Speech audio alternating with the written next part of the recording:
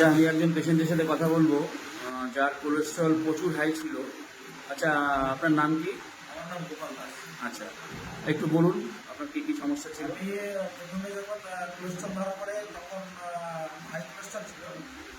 বিগত 3 বছর ওষুধ খাওয়ার পরে কোলেস্ট্রল কমেছে, কিন্তু তারপরে ছেড়ে দেওয়ার পরে আবার আমার কোলেস্ট্রল হাই হয়ে যায়।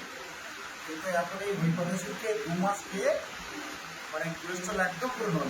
আপনার প্রথম কোলেস্ট্রল কত ছিল? কত উঠে যেত আপনার কোলেস্ট্রল? 240 প্লাস ছিল তখন অ্যানাপাথি ছিল। আর ট্রাইগ্লিসাইড কত ছিল?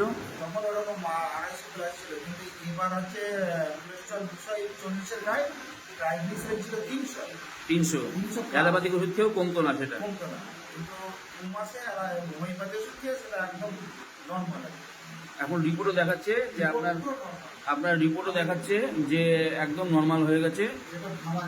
ভাবতেই পারিনি যে 2 মাসে ওষুধ খেয়ে, যেখানে 3 বছর ওষুধ অ্যালোপ্যাথি ওষুধ খেয়ে নর্মালে আসি এসেছে, তারপর ধরেন 1 বছর ওষুধ খাইনি, তারপর আবার 1 বছর ওষুধ না খেয়ে আবার পুরো হাই হয়ে গেছে। কিন্তু এই 2 মাস ওষুধ খাওয়ার পরে আমার একদম পুরো আপনি একদম সুস্থ হয়ে যাবেন।